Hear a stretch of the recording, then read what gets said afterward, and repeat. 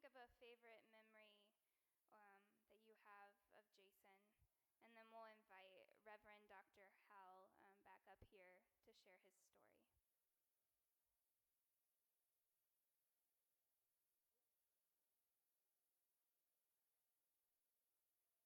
Well, I must say, I have had a few people walk out during my sermons, but I'm glad you all came back. Anyhow, I first met Sally and Jason when they decided to join Mount Auburn Presbyterian Church in Cincinnati. I was the pastor. It was a very significant step on their spiritual journey. At the time of their presence in our congregation, Mount Auburn Church had just made an official announcement disavowing the teachings of the Presbyterian Church, which we are members. It may be any church in America which deliberately treats GLBT persons less than a human being. And we were not going to stand for that. And Sally and Jason joined in that defense, and then all kinds of things started happening in that church. We had legal problems, social conflicts, but the congregation grew very strangely. It led to all kinds of efforts, but we became a more like church, and that meant that we would treat all persons the same. On October 7th, 1994, I had the great pleasure to officiate at the wedding of this charming couple. Betty furnished the music. It was someplace close by here. I don't know where exactly it was. You wouldn't know, Hank.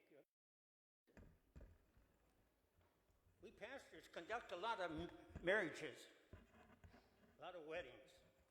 We now know some sadly fail, but theirs didn't. They seem to recognize that marriage is the school for love, and they intended it to be so. And their union and the fruits of it have blessed us all. So when a new job called from Pittsburgh, they moved, but now together. And they quickly joined the 6th Presbyterian Church in Pittsburgh. It is a progressive church.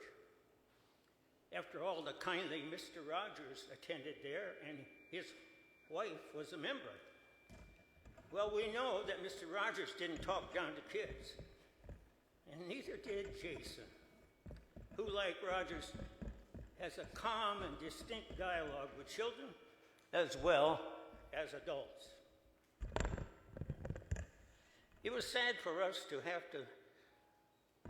for them to leave Cincinnati, but it was good to know how they helped their new church to even become a more progressive church by helping them become diverse and inclusive, a more like church, meaning equal love of persons no matter what. They were sort of missionaries. They loved Pittsburgh, but for several reasons they came back to here in their younger years. Back in this area of Ohio, now a family of 5, and they deliberately decided to join Christ Presbyterian Church of Toledo. I'm sure that Christ Church and all in this northwest tip of Ohio are pleased with this family's presence. And we too were pleased to have them closer to us. So we were now sort of retired in Michigan, where they were able to spend some time at our little cabin on the Muskegon River there, and our home in Grand Haven, where the beaches on the Lake Michigan beckoned, and where Hank taught me how to really make pancakes the right way. You got that from your father, though, didn't you? Yeah, okay. And let me say thanks, you people, for both Betty and I, for the many crazy, creative, but lovely birthday cards and other memorabilia you have sent to Betty and this old man. year after year after year. Thank you.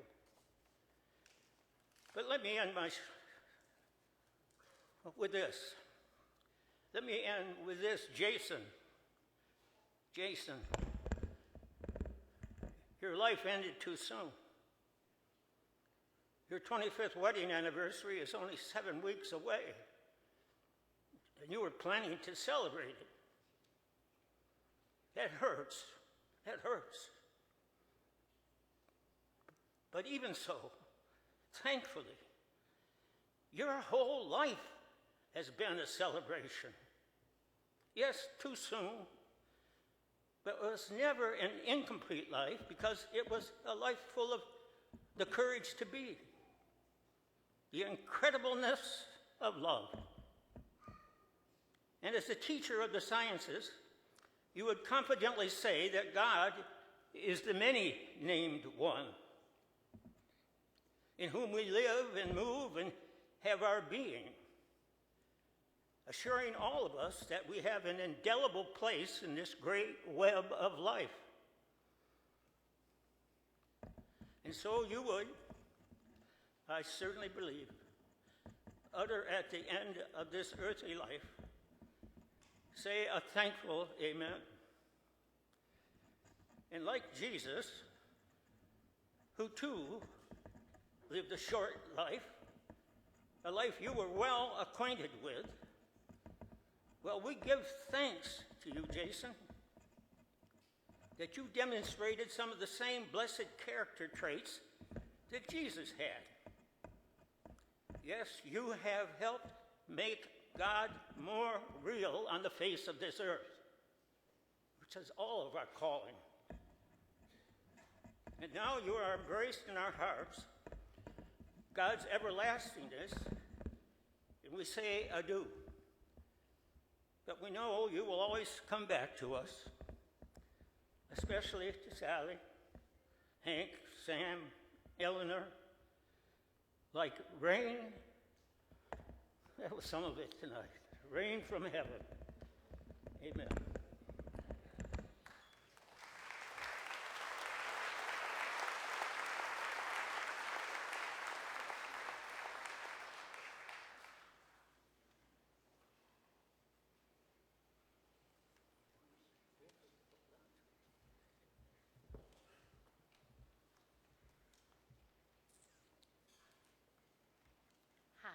My name is Joy Carson, and I worked with Jason at Toledo School for the Arts. Like all of you here, I loved him. He was a wonderful teacher and a very good friend to all.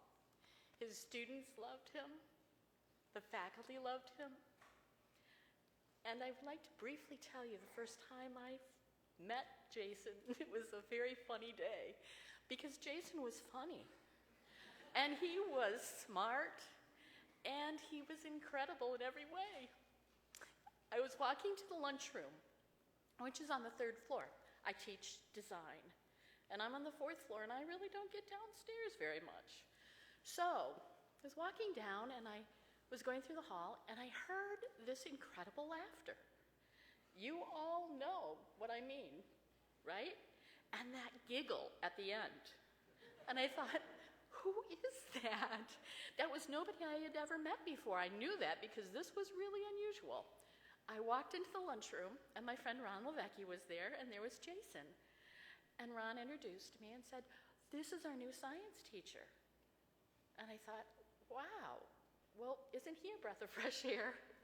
So he didn't seem science-like to me until he pulled out the rotisserie chicken, the rice, and everything else that went with it, along with the Greek yogurt, because you couldn't have dinner or lunch or any meal without it, I don't think. So my first meeting with Jason was overwhelming because he was just bigger than life. And I think you all know that. The other thing I'd like to talk about briefly is his family. A wonderful family. He loved them so much. I remember the first time I saw one of his children ties on him. Do you know what I'm talking about? There was one for Eleanor. There was one for Sam. and there was one for Hank. And he would wear those all the time. And the first time I saw it, I thought, what is that? He explained that it was their tie. I love that about him. I fell in love with the love he had for his family. It'll be great, guys. You had a wonderful dad. Wonderful dad.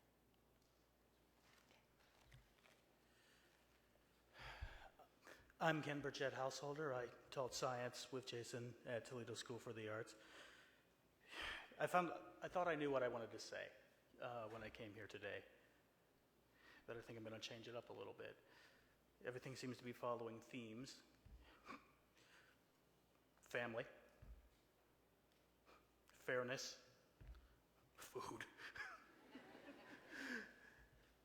I think I'm going to add flexibility in there because what happened just now sort of relates to Jason. This didn't go according to plan, and Jason's star always shone brightest when things weren't going to plan. There's also a rotisserie chicken in it, which is really weird. One of my favorite stories with Jason is, I'll leave the name out. Some of the kids have heard it already because it's a legendary story at our school. I'd forgotten my money. I'd forgotten to bring the little sad lean cuisine meals that I try to fool myself with. So I'm looking at the apple, which is the only thing left in the center of the teacher's lounge table, and my little bottle of water, and just looking heartbroken because I'm not a guy who likes to miss meals. And Jason is there with his lunch, which is an entire rotisserie chicken. And his side dishes were in, I counted, 5 mixing bowls. Here, and here, and here, and there was definitely yogurt. And I'm looking sad, and some people are offering me, hey, do you want this? Hey, do you want that? And Jason's like, do you want anything? I'm like, no, I'm fine unless you've got a spare chicken. And he reaches into his bag and pulls out his entire spare chicken, which is still warm because I think he was intending on eating it even before, he finished the rest of the Admiral's feast. What I'm going to end with is, that's kind of his giving nature and the fact that everything was more fun when Jason was around. Just always. To the point where the principals just wanted us both to shut up. So that people could, hear what they needed to. But I sometimes think that maybe those dumb jokes we were making are what they needed to hear.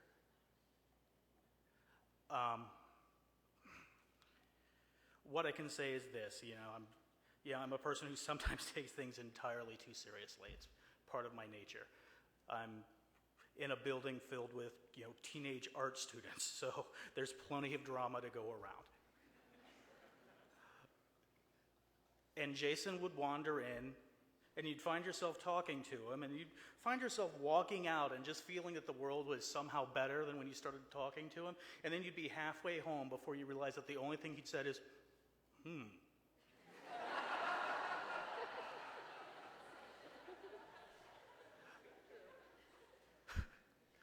That's a gift.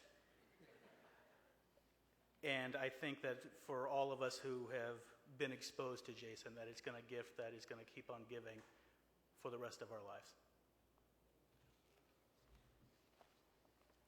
Justin Longanker. I had the privilege of teaching with Jason at TSA. Where's TSA at? You guys out there? All right. Jason had the jawline of a comic book detective, the voice of a 1950s TV dad, and the booming laugh that could split the most sullen teenager like a geode.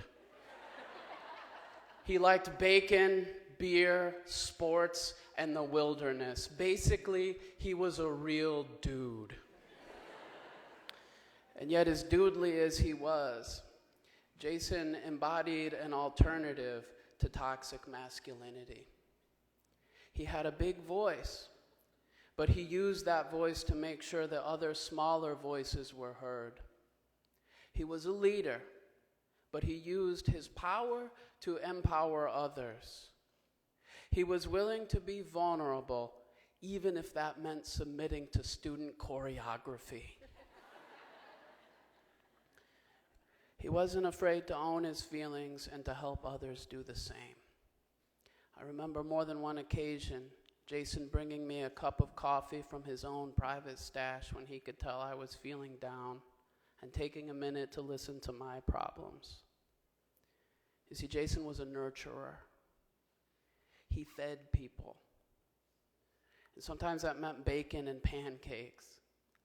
But sometimes that meant an extra hour of after-school tutoring, day after week after week, after month. And sometimes that meant a sympathetic ear and a kind word.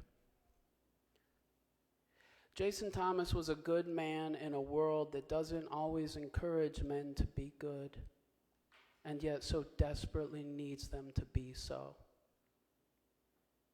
In this respect and others, Jason taught me and the people of Toledo School for the Arts so much more than science.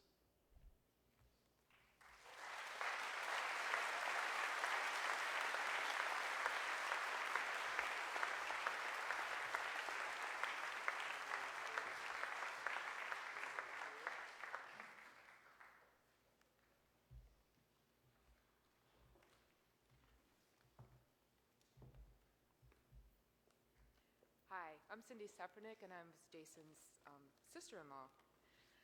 I recently saw a quote titled "Rules to Live By," and I couldn't help but think of Jason. These are: express gratitude, keep your promises, say I love you, be gentle with others, speak the truth, share your love, laugh at yourself, use words of kindness, consider others, and do your best. Jason certainly lived life with these rules. He was, above all, the kindest person I have ever met. With an easy smile on his face most of the time, he made everyone feel so welcome.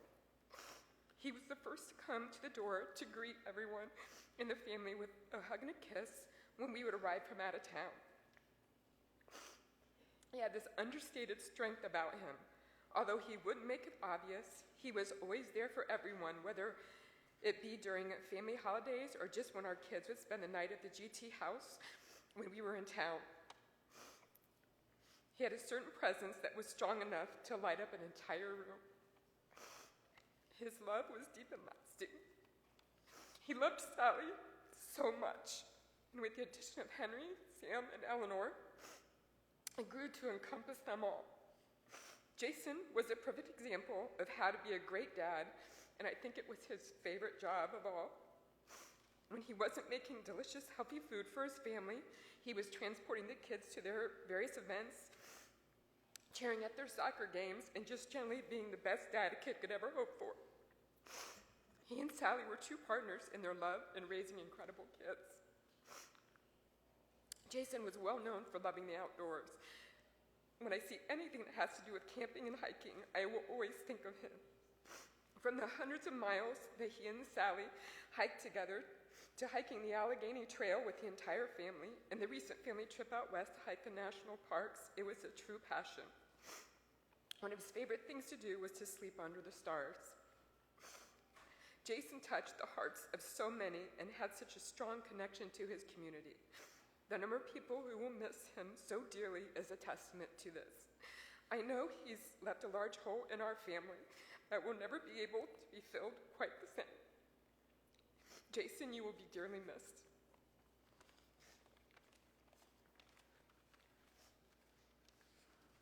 My name is Andy Gladwell. I'm Jason's brother-in-law, Sally's brother. W.C. Fields used to say, I spent half my money on gambling, alcohol, and wild women, and the other half I wasted. This quote, in a roundabout way, kept popping in my head when I was thinking about what I wanted to say about Jason. Obviously, it doesn't resemble him because he was the consummate family man. The reason why it kept popping in my head is because of the absence of waste. The way Jason chose to spend his time was the antithesis of waste. He poured every bit of time and effort into his family. Whether it be touring Europe together, heading west to see Bryce Canyon, Zion, and Yosemite, mission trips to the Dominican, hiking in Pennsylvania, or countless camping trips, he was always spending time with his family. If he were somehow able to find a few extra hours per week, he didn't say to himself, maybe I have time for a bowling league, or maybe I should get into fantasy football or take up golf. Instead, he would put an addition on the house or build a chicken coop in the backyard so his family could have fresh eggs. We all strive to live a life without regret, and we all come up short. But I bet if Jason could look back on how he spent his time with his family, his regrets would be very few. He adored his wife and kids, and everybody knew it. The way he lived his life, it almost seems like he was trying to pack a lifetime of family adventures into 48 short years. Knowing what beautiful people Hank, Sam, and Eleanor have become, it's hard to imagine that he would have done things much differently as a father.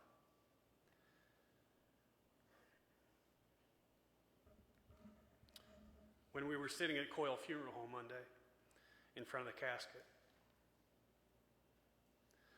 saying goodbye to Jason for the final time, Sally told me that as a husband and a father, Jason set the bar high. Nobody can argue with that. At a time like this, when a young father's life is cut so tragically short, decent people might try to find some good in what is otherwise a hornet's nest of sadness. But there really is nothing good about this. That shouldn't stop us, though, from honoring Jason by trying to set the bar a little higher for ourselves, by carving out a little more time for our families. He was a great example to the rest of us dads out there. And I'm proud to call him my brother-in-law. Looking at this incredible turnout today and knowing quite a few of you who are sitting out there, I'm confident that Sally and the kids will have no shortage of help trying to fill the massive void that Jason's passing has created. For that and for simply being here today, our family appreciates you.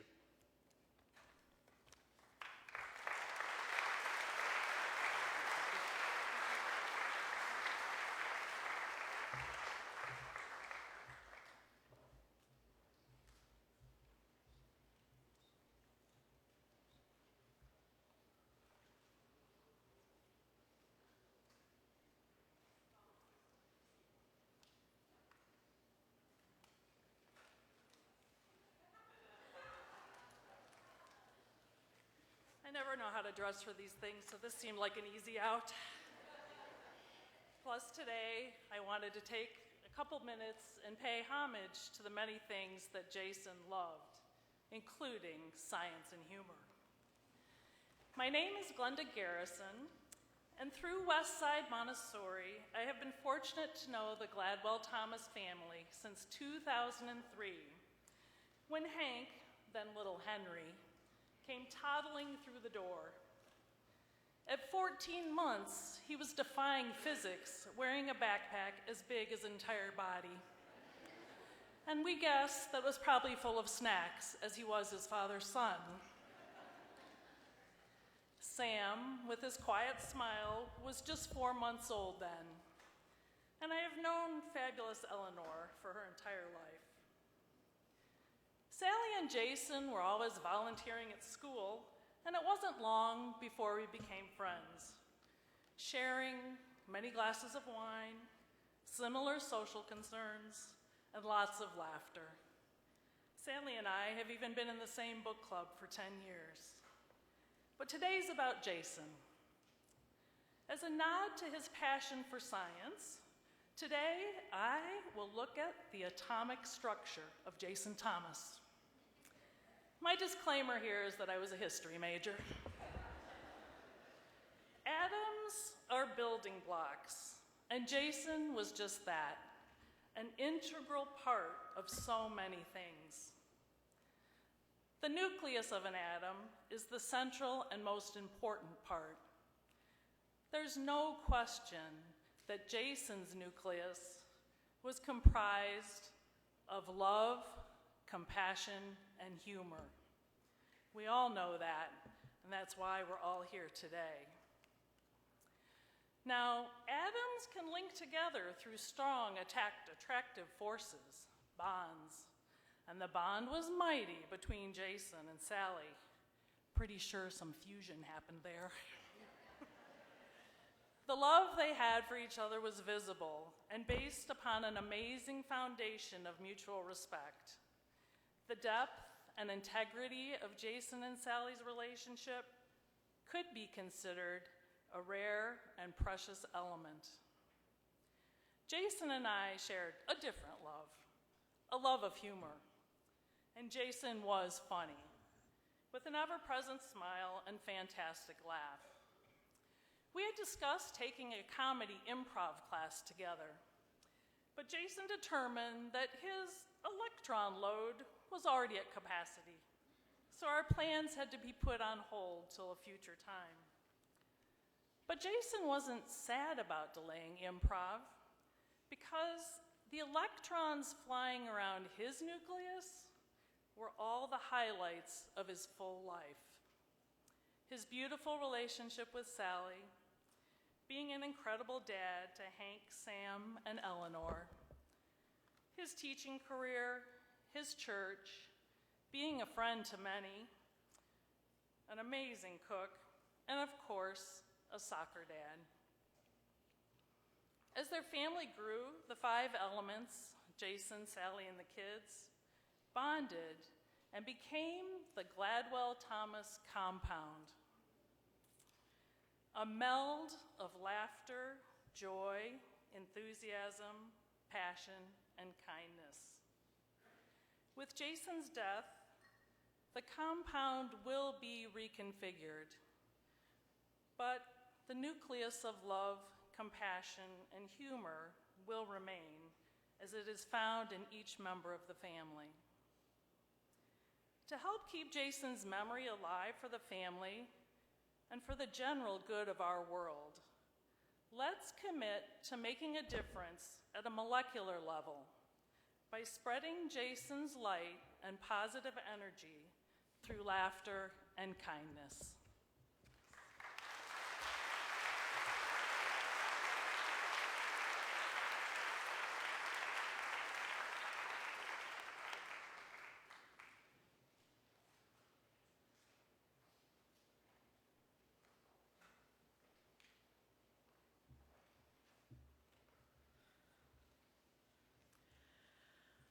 My name is Debbie South.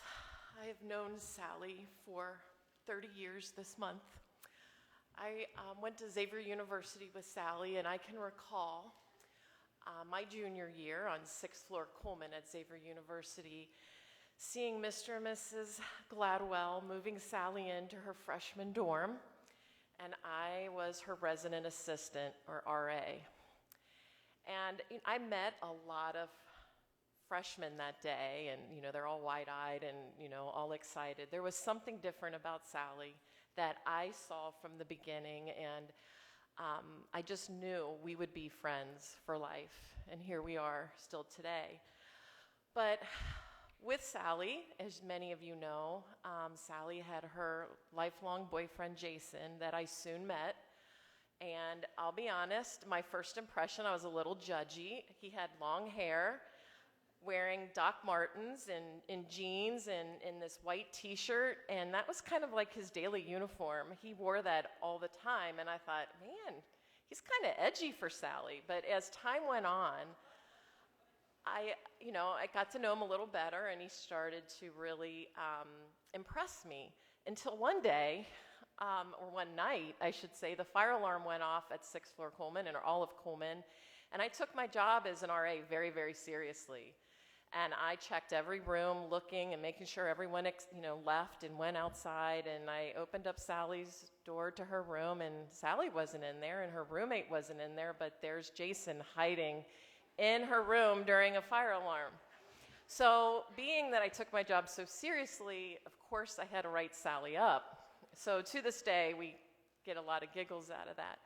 But besides that, from that year, my junior year, your freshman year, I have just grown to love Jason, and we have been there for each other from their dating to engagement to being at each other's wedding. The birth of children, I wasn't there, but I was there to experience the excitement. And just all the moments in between. And those moments in between are really the beautiful moments. And those moments are when I sat back. Jason and Sally don't know this, but sitting back and watching and admiring and kind of copying some of the things that they do, just how they lived purposely, and just things such as speaking for other people, the people that have been oppressed. That is like a huge gift, from women's rights, LGBT, to children's rights, to students, and speaking for people that don't have a voice. That is something that we admire quite often in our house, and we want to be like them.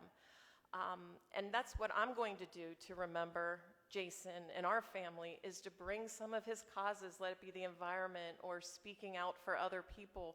We're going to live it, and not just live it occasionally, but live it day after day, and really try to keep Jason alive within our house. So I'm John South. I'm Debbie's husband. When I met Sally and Jason, I was merely new boyfriend. So when they were living in Pittsburgh, was when Debbie and I were dating. We had been dating a little bit, and it was time to meet some of Debbie's friends. And meeting your girlfriend's or spouse's friends is always kind of where you're going to get. They come as a pair. Hopefully, at least, you hope that they're at least tolerable, that you can get along with them, hopefully. So she said, let's go meet Sally and Jason, live in Pittsburgh. I said, great, I love the Steelers. Let's go. So, and if you're from Cincinnati, I'm from Cincinnati, you don't love the Steelers if you're from Cincinnati. So we went, wasn't sure what I was going to get, and met them instantly. You know, you fall in love with them. They're fantastic. We've known each other for a long time. But my quest to be more Jason-like started with a cup of coffee. We're up visiting, and he and I were the first ones up, and he's preparing breakfast, of course, pancakes. He's getting the coffee going. So he turns to me and says, John, would you like some coffee? In the big booming voice. I mean, the floor shook. It resonates. The kitchen resonated. I could feel it with my feet. The cups and saucers were rattling. I said, yeah, sure, I'll take some coffee. Would you like some creamer? Yeah, I'll take some creamer. I've been drinking coffee a long time. I make it all the time. Pour the coffee, pour the creamer, get a spoon out, stir it up, put the spoon in the dishwasher. I've done it thousands of times. That's how you do it. But then I saw something that changed my life. Jason poured the creamer first. Then he poured in the coffee, automatically mixing them all together. And there was no spoon. I'm like, you gotta be kidding. I gotta pay more attention to this guy. So now, if you've never done it, do it. I do this every day now. It's changed how I make coffee. And literally every day I make coffee, I think of Jason, and I think, he taught me that. I do it. It's just, you're welcome if you, thank Jason if you do that. It's amazing. But on the bigger picture, I want to live more intently like he did. I want to deeply love the people I'm around like he did. I want to laugh joyously like he did, and just be there truly be there for the people that you love. And I cherish their family, I cherish the relationship, and I know all you do too. And what impact can one person have on the world? We'll look around, and people who aren't even here, it's pretty powerful.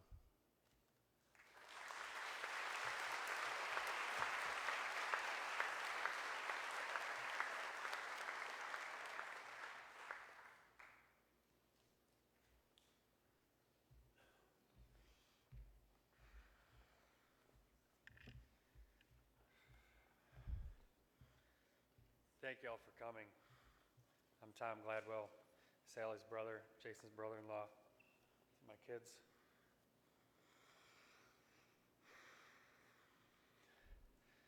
How many people here? What a testament to what Jason, what an impact he had on everybody.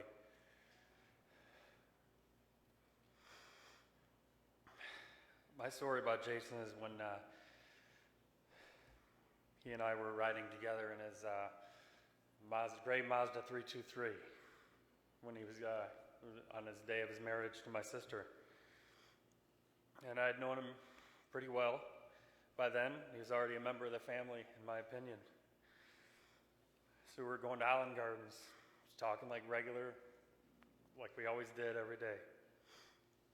And just joking around, just like it was just, he was so calm, his demeanor was so calm. It was just like he was so ready to be,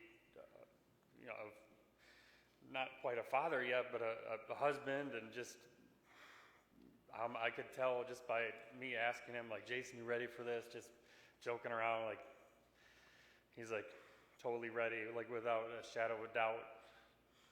I just remember that. I wish I could recall the entire conversation, but just, he was,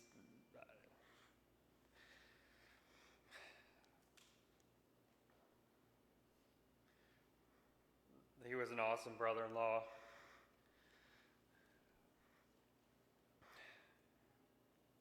Sorry.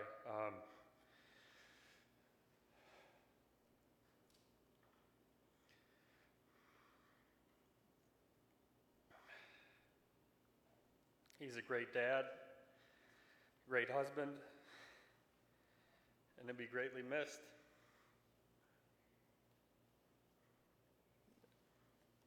Thank you.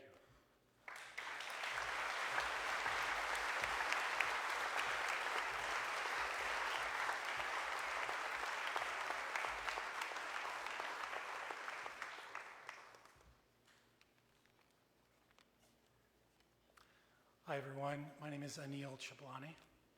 And I'm Kate Mitchell, friend of Jason, Sally, Eleanor, Sam, and Hank.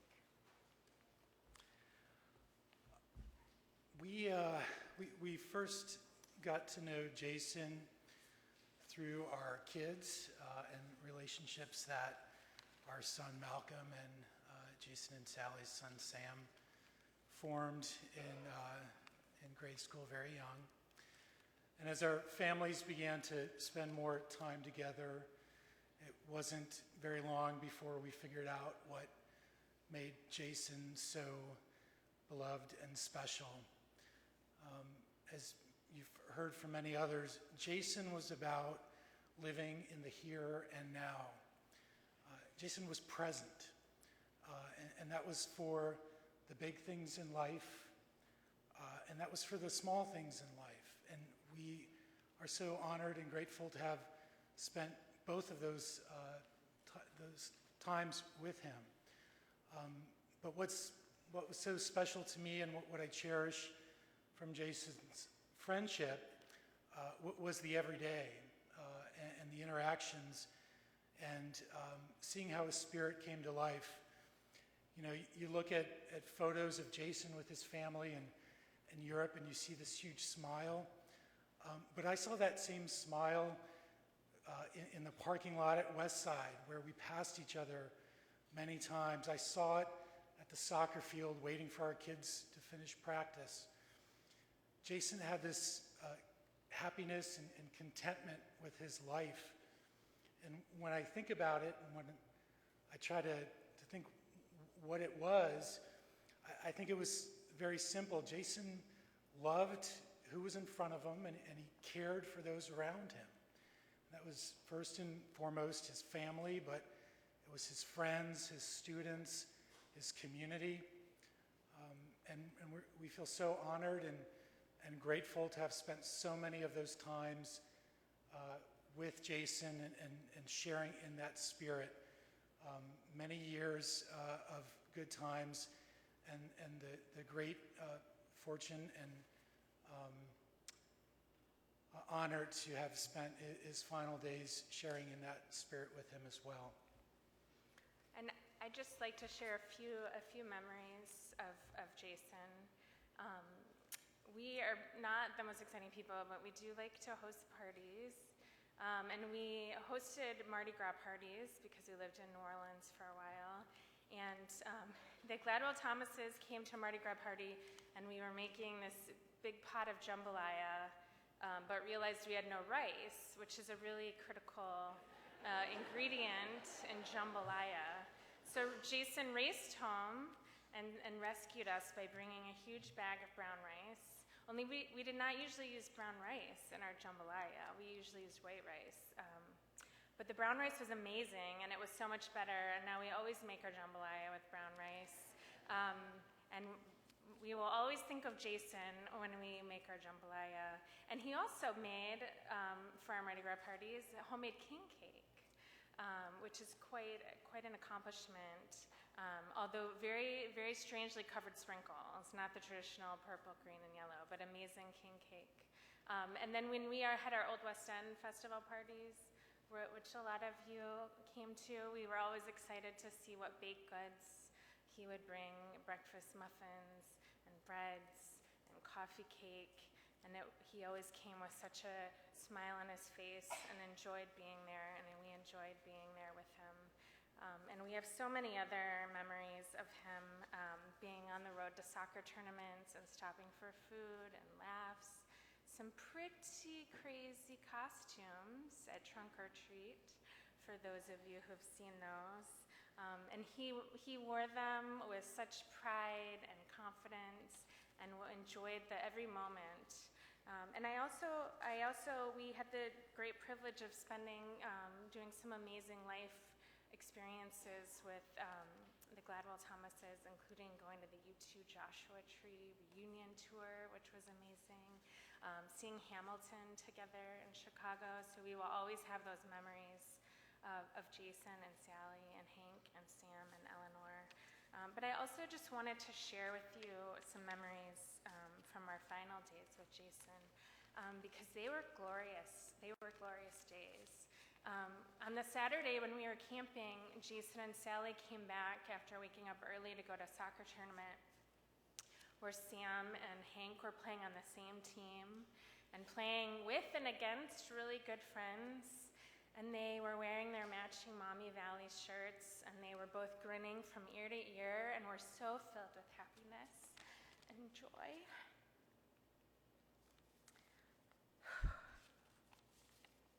And we spent the next evening and day sitting by the campfire, swimming, playing volleyball, can jam. And then on Sunday morning, I had this vision is just implanted in my mind, because we had woken up, we were sitting by our campsite, and Sally came back wearing the same Mommy Valley shirt, which Jason was also wearing. And Jason said, "Hey, Sally." And she smiled so big, and they kissed so passionately. And then they made a Dominican breakfast for us by the campfire, and it was beautiful. It was such a beautiful thing to watch. And then he introduced me the night before to Reese's s'mores, which are amazing, but we ran out of Reese's, so he ran out to buy more for that night, which we ate after our zucchini's, which the Gladwell Thomas family made in perfect harmony and synchronicity, each person at a different station making dinner. Jason was so happy that Hank was there and playing the harmonica by the fire.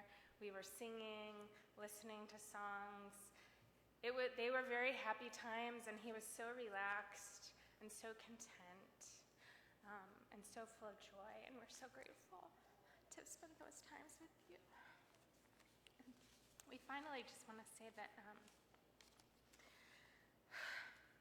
to Sally, Hank, Sam, Eleanor, that we vow to be here for you. And we feel inextricably linked to you and your family, and we will do whatever we can for you for as long as we can. And we love you very much.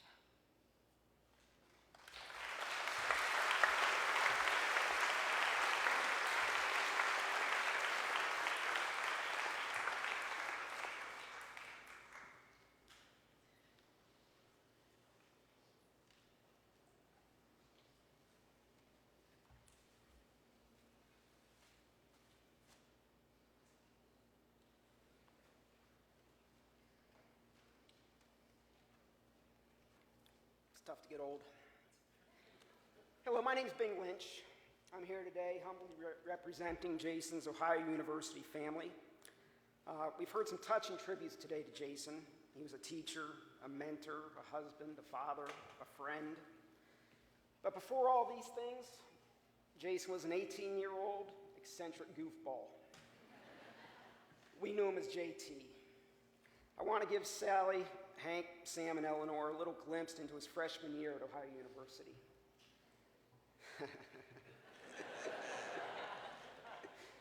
I put the call out to the Ohio University crew who's here today in force, supporting and also in spirit, because not everybody could make it, for some stories. And they poured in, and they were all just some incredible memories. We won't get into all of them today, but I would like to tell a few. And my thought is this: what better way to honor a storyteller than to tell some stories? And JT, as we all know, that was his thing, was telling some stories. I'm going to start JT's story on the first day of his freshman year in 1989. Paul Sabo, who was his roommate, he's here today from Atlanta. Freshman year on first floor Crawford Hall. Paul tells the story a little bit better than I do, but essentially what happened is Paul walks into the room and all he sees are some white t-shirts, a black belt, 2 pairs of blue jeans with rolled cuffs, and some black mailman shoes. Now, some people call them Doc Martens. They were standard issue mailman shoes. There's no doubt about that. He also had a sweet yellow boombox and a couple of tapes. He had The Doors, and I believe it was Jim Croce and Simon and Garfunkel. That was it. In addition to that, he had one other item, and that was a Velvet Elvis. At this point, we're all standing around wondering what kind of guy is going to show up to claim these items. Then walks in JT with his long hair, white t-shirt, cut-off jeans, booming voice, and incredible laugh. This is when the JT stories began to fly, and they never stopped. JT's days consisted of hours of highly competitive euchre to the soundtrack of The Doors, Little Peace Frog, followed by a trip to what JT called the CAF, or cafeteria. This is where JT would hold court for hours, drinking from his carafe. He carried around a glass carafe that he drank out of. And telling stories. But the best part of his stories was he'd be laughing harder than anybody else while he's telling these stories, be it the first time that he's told it or the 10th time that he's told it. And we'd be sitting there laughing right along with him just as hard. And he could go from a hilarious story about his next great get-rich-quick plan, to make all the cash, as he liked to say it, or the green salad of salvation, another one of his fine. Then he'd move on to a deep philosophical discussion, and then maybe a story about his buddies from high school, like Matt Benedict or Billy the Greek, and then to a story about his lady friend Sal. She always called her Sal. There was no Sally at that point. It was my lady friend Sal.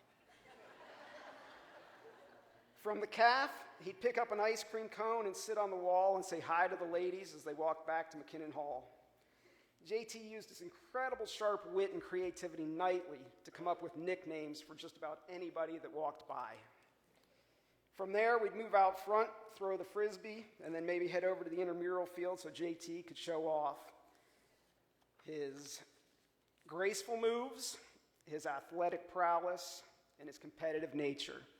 JT was an incredibly competitive person in addition to being such a kind person. The other thing he got to do on the intramural fields and such is show off his calves. He was really proud of his calves. Was he? Yeah.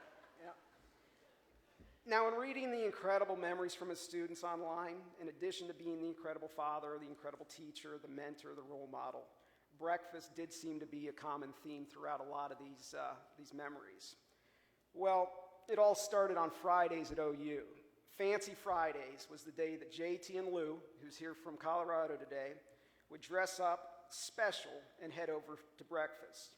Now, when I say dress up, that meant JT wore his white t-shirt, black belt, blue jeans, mailman shoes, and then he would add either one of his blue cardigans or, actually I take that back, his red cardigans or his green cardigans. And then if it was a very special day, he'd throw on one of his famous thrift shop blazers. He had some fabulous easy for me to say, blazers. Now, on the really fancy Fridays, he'd add a pipe and a fedora. He didn't smoke the pipe, but it made him feel cool. So JT made an indelible mark on all of our lives that's really lasted a lifetime. He was an amazing friend to all of us. The incredible thing about this is he was only a student at OU for 1 year. He then transferred from Cincinnati, I think, to be closer to his lady friend. But the fact that he was only with us for 1 year is just amazing to think about, because he was the type of person that was always in all of our lives. He made it back, it seemed like every weekend, for a nice party. Halloween parties were some of his favorites. He also joined us on countless camping trips, and throughout these things, we all developed that lifelong friendship. Now, speaking of camping, Michael Sticks Ford, who wasn't able to make it here from Idaho, but just wanted to read and share a memory of JT. So this is what our boy Sticks has to say. He says, "The best way to enjoy being JT's friend is to sit at a campfire with him. We would sit around, have a few drinks, and tell the same stories for the 100th time and laugh like it was the first. You could hear JT's laugh echo across the hills. We went camping in the mountains of West Virginia, in the rain at Mohican State Park, in the rain at some random field." So the rain today is actually quite fitting.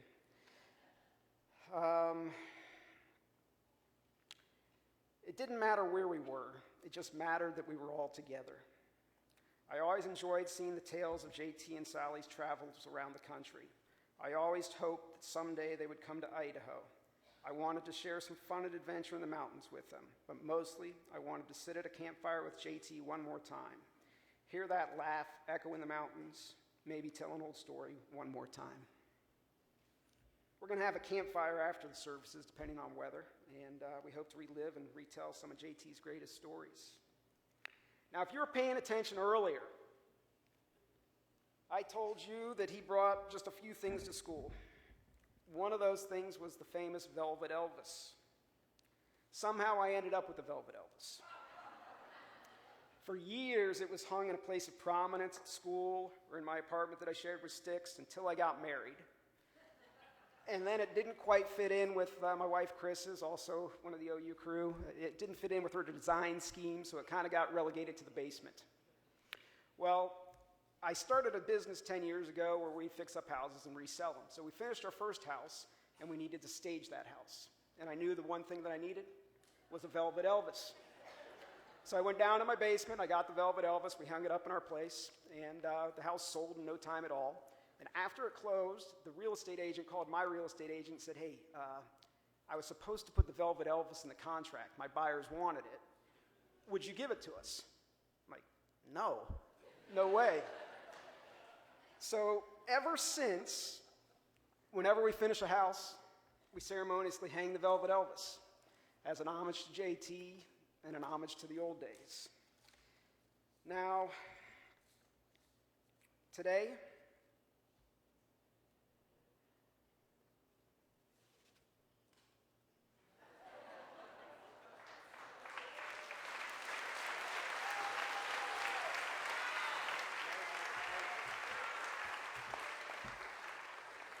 Elvis has a tear. I'd like to pass it on to Hank, Sam, and Eleanor. Hank, you'll be going away to school next year, and I'd like you to take it with you and hang it in your freshman dorm just like your dad did.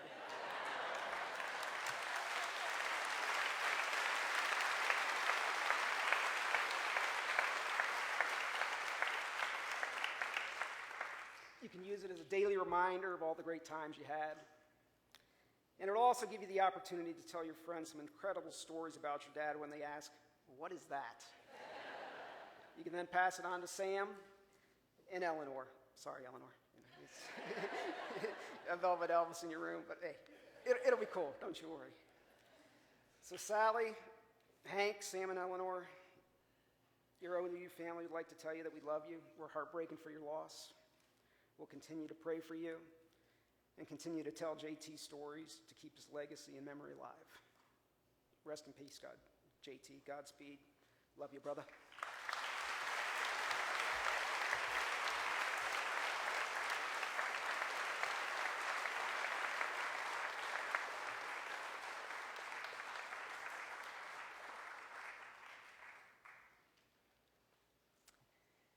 Hi, I'm Kelly Schlageter, and I'm a longtime friend of Jason and Sally's, and I'm going to read because, as Jason can attest to, I can talk for a long time, especially when I'm on the phone with Sally. So when I told my wife, Paula, that Jason was gone, her immediate response was, "Wow, that's a loss for the whole world." Indeed it is. I knew Jason in our early years as a witty, gorgeous, popular, eccentric, and slightly lost teenager. But he had an energy that drew people to him. He laughed easily, and as we've all said, so heartily. He listened well, and he always made you feel like he had all day for you, whatever it took to make things better. I spent a lot of time with Sal and Jason when they were young and in love. New love, the kind that makes your heart flutter and your head spin. But even then, their love was inclusive. It was big enough to hold all of us, to make us all strive to be better. In our early 20s, we went off to build our lives and lost touch for a few years. But when my sister Amy died suddenly in 2001, I reconnected with Sal and Jason, and they were there for me in the way that only childhood friends can be. I learned that Jason, the eccentric and slightly lost teenager, had found his calling as an involved father and dedicated science teacher. Over the past 13 days, with each Facebook post I read, I gained a new perspective on the Jason-sized impact he has made on so many lives. But more than anything, Jason cherished his role as a dad and a husband. Eleanor, I want you to see as clearly as I do the way your dad's eyes lit up. You walked in the room. It was pure joy. Sam, your dad beamed, showing me your work. Your sculpting, a science project, or a fundraiser for a cause you believe in. It was pure pride. And Hank, your dad was all in. Your biggest cheerleader, whether it was soccer, acting, or anything else you put your mind to. It was pure devotion. And Sal, the way he looked at you never changed. The way he talked to you, laughed with you, and cared for you never changed. It was pure love. Here's what I know about loss. It changes you forever. The hurt never goes away. You will never stop missing him and wishing he were here for the big and the small moments. I wish I could tell you otherwise. But here's what I know about love, and especially about Jason's kind of love. Even in death, it's big enough to hold you. It will be your North Star, your comfort, and your strength. It will be with you always.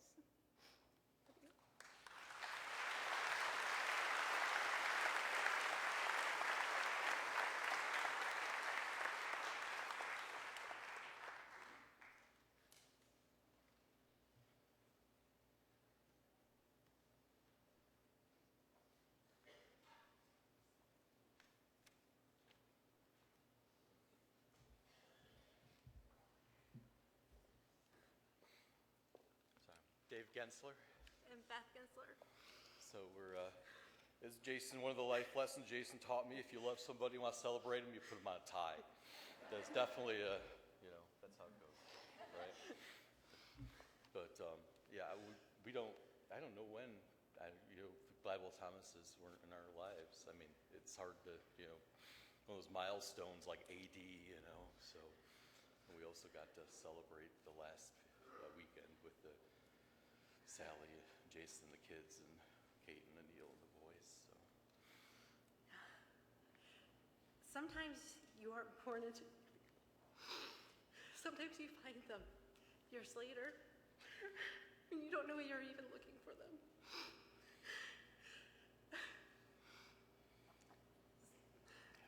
hard. Yeah, we prepared notes. I know, but it's not good enough.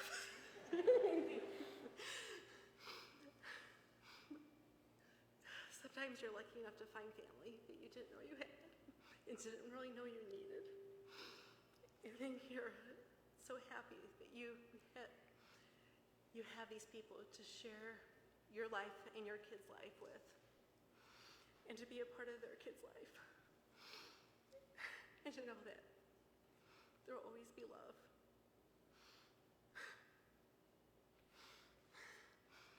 We've got some cute little stories. Our boys spend a lot of time at the Gladwell Thomas abode, always loving, always having so much fun. And the boys just love the pancakes every morning, the pancakes, and plain yogurt on top. That was new to us. They never asked to replicate at our house, but maybe next time we'll do that. Our families have shared some really wonderful times together. And I know our families will continue to share wonderful times together. It will be different.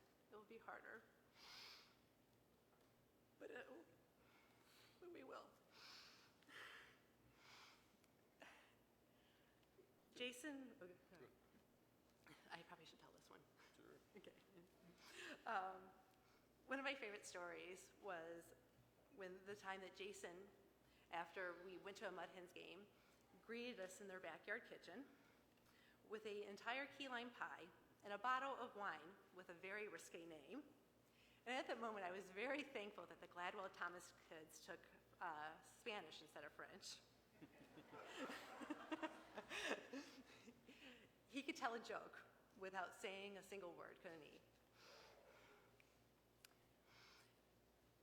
A couple years ago, Jason, Catherine Summers, and I were asked to give science presentations at Westside on the last day before winter break.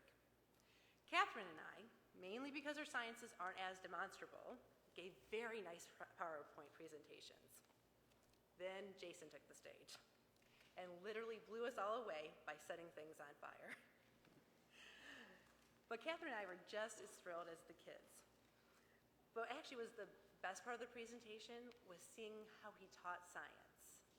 It wasn't textbooks and worksheets. It was trying and failing and succeeding. It was experimenting. And that's what life is, right? You try things, you fail, you succeed. And it was just wonderful to see Jason as a teacher. We saw him as so many other things, but to see him actually teach, I wanted to enroll in the high school again just to see him teach. As parents, you try to surround your kids with people who value the same things you do, who have the same qualities. You want your boys to see a man who's strong, not because he has the physique of a hot chemistry teacher in Michael Landon, but because he's strong, because he's kind, and empathetic and compassionate. That he can love and be strong.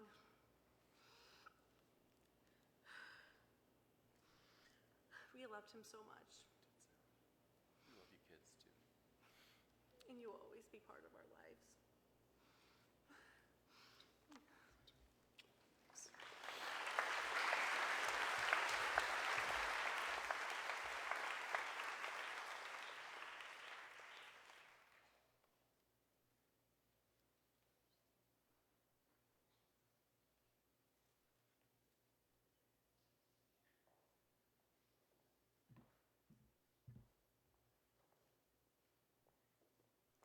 Hi everyone, I am Kristen Kowalski. I teach art here at Maumee Valley Country Day School.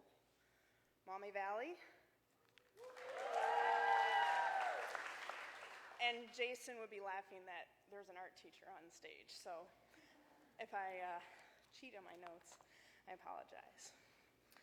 Jason and I taught the chemistry of art class together. It was an intensive, 3 weeks long, all day, every day. And what we did is we merged together art and chemical processes to find how each one interacted with each other. We look forward to teaching this. It was fun, it was great, it was exciting. All mornings I would walk up to the chemistry lab to meet our large class, and I would smell coffee, and I would hear loud laughter coming from the prep room. In there, I would usually find Jason debating with Jamie and Brandon about the latest Neil Tyson Degrassi podcast. They called it their morning department meeting. I felt a little left out, but I would join in as well. Sometimes he was cleaning up breakfast. He always had a hot waffle maker, peanut butter, snacks, ready to go for his advisees or anyone that was hungry early in the morning. He would chuckle and say, "It looks like we need another peanut butter or some waffle mix." Throughout the course, it was amazing to see Jason explain complex chemistry methods with hand-on applications. He literally started his hands on fire. Why? Because it was cool. And the kids loved it, right? He would explain relationships with historical intaglio, with how acids reacted on metal, the complexity of blown sugar glass. But the one thing I will remember most is our last day of class. I noticed a bag of groceries in the room. I asked him, "What's with the groceries?" He's like, "I'm going to teach some of my kids how to make the peanut butter pie, Jason's famous peanut butter pie." So our lesson plans for the day: take a test, clean the room, eat pie. The class sat around laughing, chatting, and eating pie. It was moments like this is why Jason was a cherished teacher. Not only was the pie to share, but to bring us together, and he passed that recipe on to others as a teacher. I think I will miss our friendship the most. In the teacher's lounge every day, Jason would prepare his king feast, which many have talked about already. It was really amazing. We would discuss our finds at Costco from the weekends. Jason and I had a love of Costco. And we would argue over what best Christmas ale was this season. I always said Great Lakes. Jason argued with me that it had way too much cinnamon in this season, and he actually had some left in his freezer or fridge that he was going to bring to me. He would share hilarious stories about the shenanigans from his youth and recipes from America's Test Kitchen. There would be passionate discussions about society, politics, combined with him telling me the joy of setting up Thomas the Train sets when his kids were younger. It was a perfect break in all of our day. We got to relax, laugh, and enjoy each other as a community. This past spring, I taught an urban and public art intensive. When Jason heard I was teaching that class, he came to me and said, "This long white wall and this horrible green needs some art." I agreed. A group of students decided to create 3 pieces. The first was a painting of colorful beakers, tubes, flasks, burners. The second was a mechanical drawing of a microscope. And the third was an illustration of the molecular illustration of coffee. The students said these all represented Mr. Thomas. In remembrance of him now will be those murals. A magical, colorful, creative, and caffeinated experiences that happened in that classroom.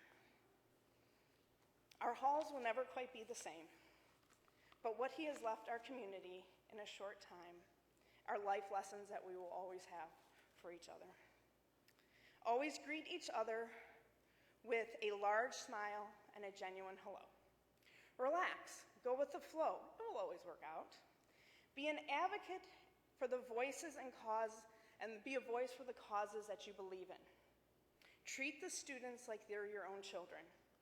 Find a good and a friendship in every relationship you make. Follow your passions wherever they may take you in this world. Enjoy good food, good drinks, and good coffee. Laugh at the memories from your youth. Be so proud of your children's accomplishments that you shed a tear telling a story about them. And look at your spouse like it's the first day you fell in love. I know Jason's ideals will be with us at Maumee Valley and myself as a teacher and as a friend. Thank you.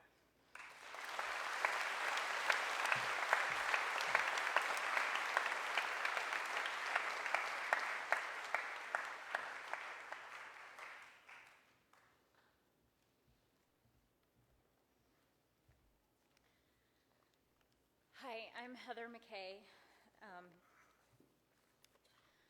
I am a friend of Sally's and Jason's. I met Sally, I've known Sally since our freshman year at Central Catholic. I was witness to high school boyfriends who would ultimately prepare her heart for the love of her life, who was waiting for her at high school as high school would commence. Jason stole her heart and the hearts of so many of us as we traveled this life together. I will be forever grateful for our family's many memorable getaways together where Jason's laughter somehow filled the open spaces around us that had no boundaries. His sense of humor was second to none, and we delighted in his funny jokes and storytelling. Jason was always thinking of everyone and taking care of the group, from grabbing the shuffleboard equipment to arranging a private fire pit to gathering all the important s'more supplies. I will miss his patience and tenderness that he displayed each time he would have to string or untangle a fishing pole for our non-angling family. I will miss his smart conversations about politics and social justice that were especially amazing because he lived every day what he believed. It was awe-inspiring and will continue to be so, the way Jason lived with conviction. The dedication he gave to all things makes most of us re-examine how we are living. But it was his dedication to those he loved that is even more enviable. What I will miss most of all about Jason is his showering of love on his family. This will no doubt be his legacy and will live forever in Sally, Hank, Sam, and Eleanor.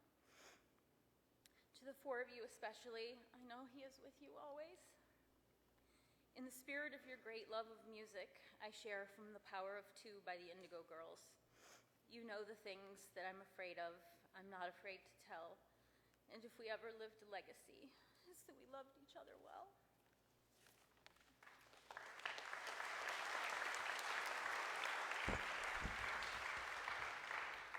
I'm Jim McKay, Heather's husband and friend of Jason. I met Jason 24 years ago in Seattle, Washington. I don't think I laughed as much as I laughed that one week that we were together as a foursome than I ever have in my entire life. Most people find me really annoying, and he actually thought I was funny, so that was kind of nice. But you know, as Heather said, over the years we saw them a lot, and we would every year go to one of the state parks and stay for a week or like 3 or 4 days. But there's a story that most people that know me know I like to tell stories, and I tend to embellish them a little bit. So Heather had, many years earlier, had a clerk at a store whose name was Joy. And I think Joy was new to her job because she kept saying, "Stupid Joy, stupid Joy." And most people wouldn't find that funny, but I found it really funny that she was saying stupid and the word joy. So over the years, though, I would start to embellish it, and I started saying she was hitting herself, "Stupid Joy, stupid Joy," and running around the store going crazy. But the funniest part was I wasn't actually there for this story. So Heather finally got tired of all my embellishments and said, "You weren't even there." And I just remember the roar of laughter out of Jason when he heard that. He just thought it was hilarious that I had the audacity to tell this story for years that I hadn't even witnessed and embellish it. So Sally gave me the great honor of making the video for this. And I'm a videographer for a living, and I can tell you that nothing prepared me for what I would go through emotionally looking through all the pictures. I probably broke into tears 50 times making the video. But as I went through the process, it actually started to become uplifting to me because I saw a man who lived with purpose and meaning, who gave great love to everyone around him, so involved with his kids. I aspired to be like him with that. He was so good with that, left his imprint on them in such a great way. I saw more about his teaching as I made the video and what a great teacher he was and how he made science fun. And I remember one time We were sitting in their living room, and he got a text, and he roared into that huge laughter of his. I said, "Who was that?" And he said, "Oh, that was one of my former students telling me a joke." I thought, that's pretty cool that all these students still text him. I mean, who does that with a teacher? That's just really awesome. And then he was able to live 30 years with the love of his life and intimately together all the time. And how many people can really have that? So the more I thought about it, I don't think Jason would have lived his life any differently if he knew how short it was going to be. He lived every moment, and we all should be that lucky.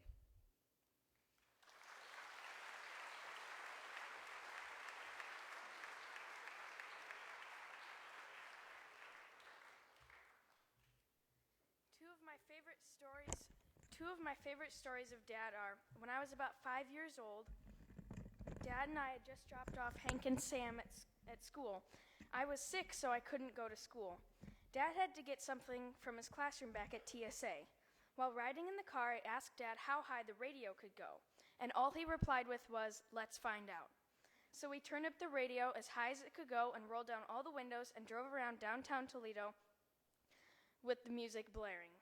The second story is something that started a year and a half ago when I bought Dad a blue heart-shaped rock for Christmas that says "Dream" on it. He kept it in his pocket all day, every day, since then, and even for all 70 miles of the Laurel Highlands hiking trail, when every bit of weight mattered. He kept it in his zipper pocket even while he swam. Everything my mom, my brothers, and I did for my dad always mattered to him. He loved us more than I can explain. We always knew that he and my mom were best friends and that they were always there for us, and I didn't want that to end.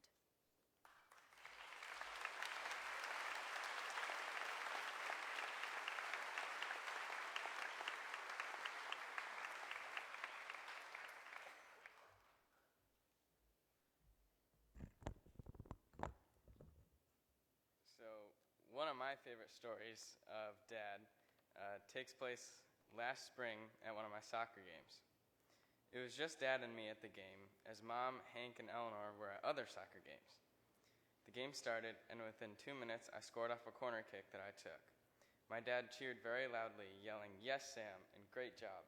Then the other team equalized. Then right after that, they equalized, and I got 2 assists, making the score 3-1. After every tackle or assist or a great ball that I played, Dad would pump his fists in the air and cheer me on. Then halftime came and went, and I got 4 goals in the second half. As soon as the game ended, Dad jumped onto the field, pumped both of his fists in the air, imitating Pep Guardiola, our favorite professional soccer coach. After the game, Dad wouldn't stop complimenting me about that game. Every game since that game, he has always said, "Play like you did that game." And I've always known which game Dad was referring to. I'll always be grateful that Dad got to see me play in a Maumee Valley uniform, and that 2 days before he died, he got to see me put one in the net. Dad erupted from the sidelines, and I'll never forget that.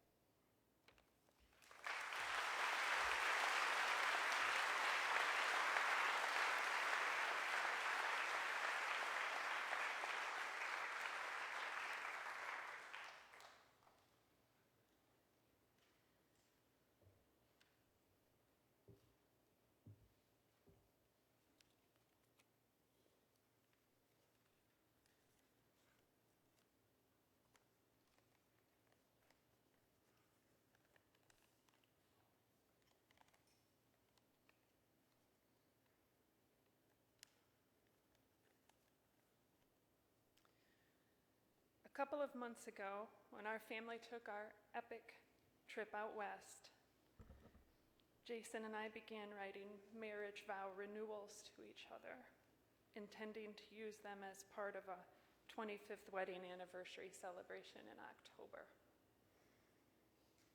I never fathomed we'd miss that opportunity. After Jason died,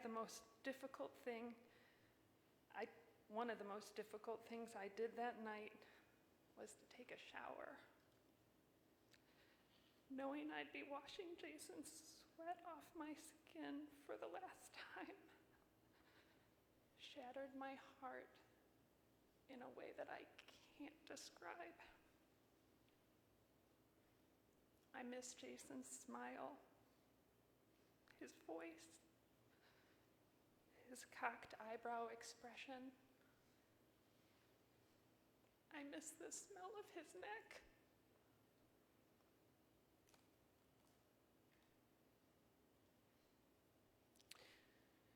But in the midst of this deep grief, I am fervently committed to our vows and to our love. And so today I want to share with you my prepared vow renewal that would have gone something like this.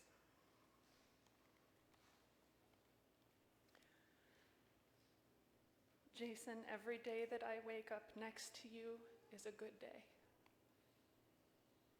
I feel sorry for everyone who isn't married to you. And while we frequently tell each other that we wouldn't want to be any other couple, I want you to know clearly and forever that I choose you on purpose every day. And I always will. Jason, our love has always been a verb, a deliberate and recurring choice. Actions, both big and small. Everyone knows that the first rule of improv is to avoid the inclination to say no, and to instead respond to invitations with yes and. Jason, to you I say yes and. While our marriage has been marked by intentionality and negotiation over the years, we have realized that there is a fair amount of improv that is required to build a love so rounded it helps us roll. No matter the careful plans we've made, there have been some disruptions. Jobs that didn't fulfill as we'd hoped, houses that needed more than just a little TLC.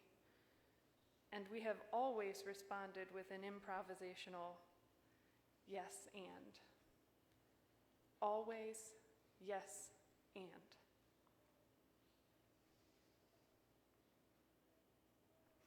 That helped us build a quarter-of-a-century commitment to this family of ours.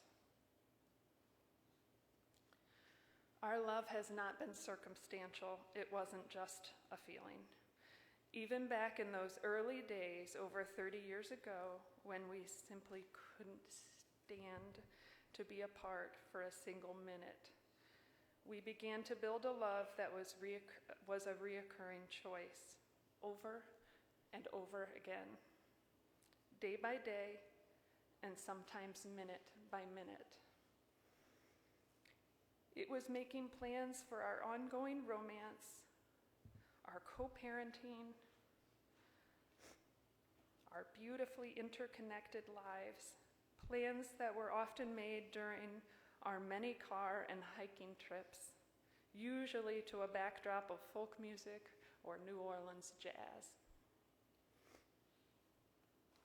Our yes and is comprised of laughter, affection, gentleness, forgiveness, humor, patience, romance, partnership, respect, and shared passions.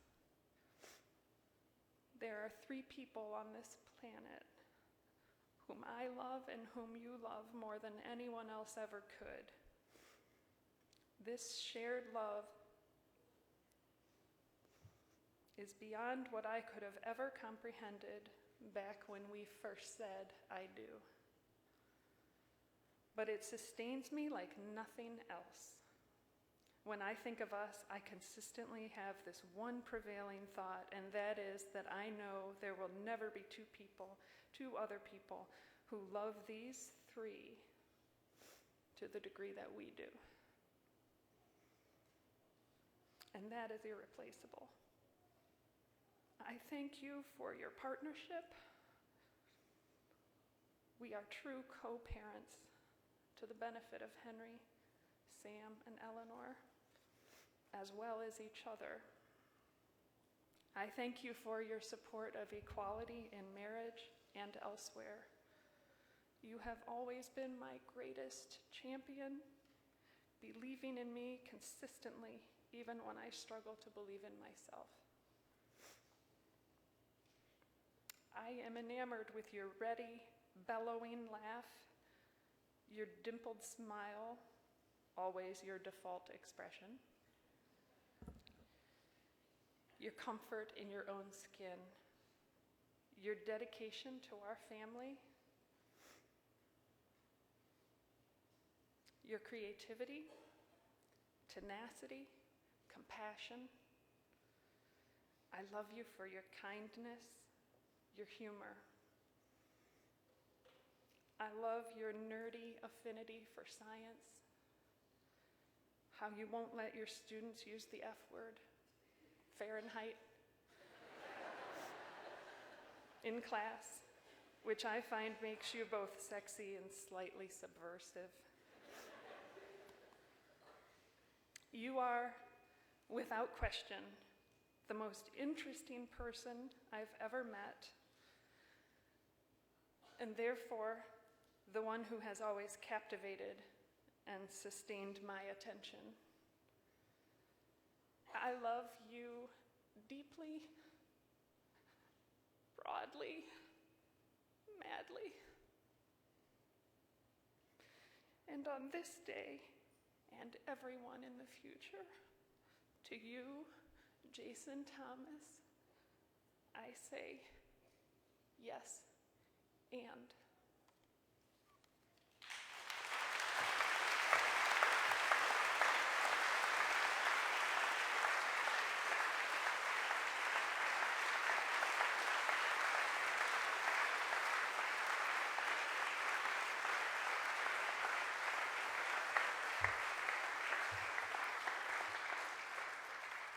All right, so before I start the reading, I have two things. You see on the program on the fourth line, it says of the missions. It is supposed to say of the millions. And then the other thing, can we please give another round of applause for this amazing family?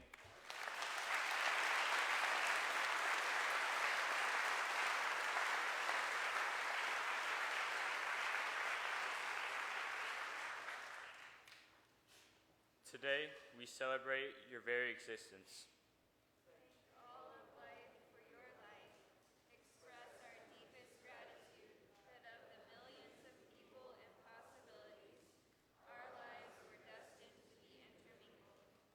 And as we celebrate your being, we want you to know clearly and forever that our world would never be the same without you.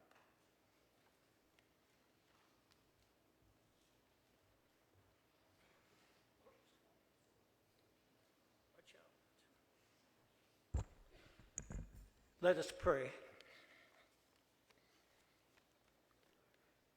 Eternal God, the genesis of all life, we lift up to you a life well loved and well love given. Dear God of grace, you have taught us that a single human life is the most precious entity in all of your creation.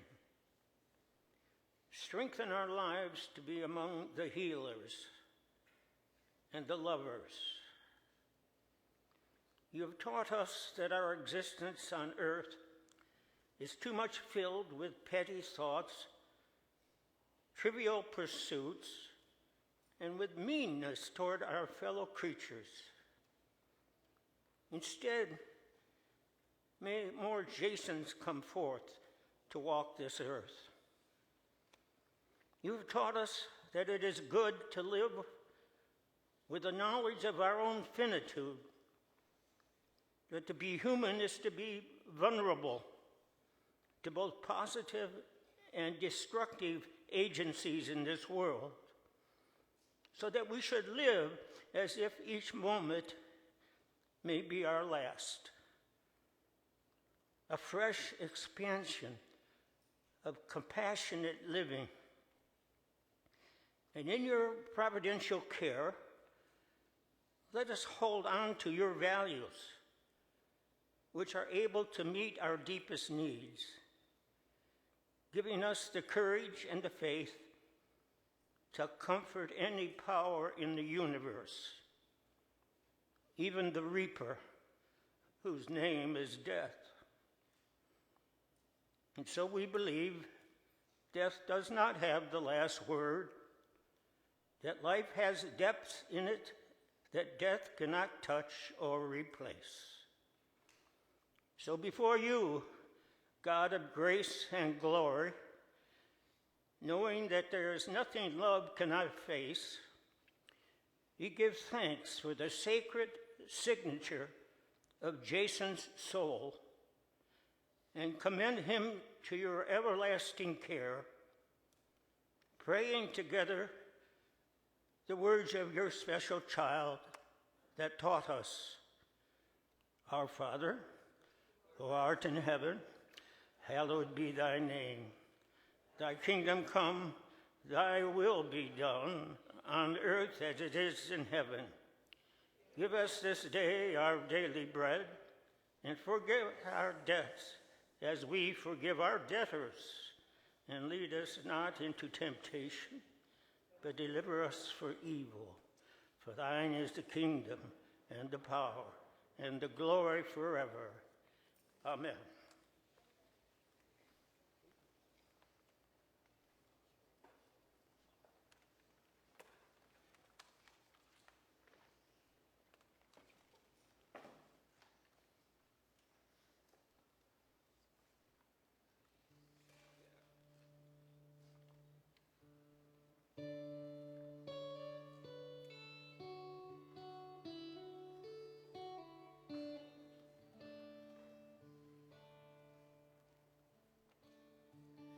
I've been lately thinking about my life's time, about all the things I've done, how it's been. And I can't help believing in my own mind. I know I'm gonna hate to see it end. I've seen a lot of sunshine, slept out in the rain, spent a night or two all on my own. I've known my latest pleasures, had myself some friends, and spent a time or two all on my own. And I have to say it now, it's been a good life all in all. It's really fine to have a chance to hang around and lie there by the fire and watch the evening tire while all my friends and my old lady sit and pass the pipe around and talk of prayers and poems and promises, things we believe in, how sweet it is to love someone, how right it is to care, how long it's been since yesterday. What about tomorrow? What about our dreams and all the memories we share?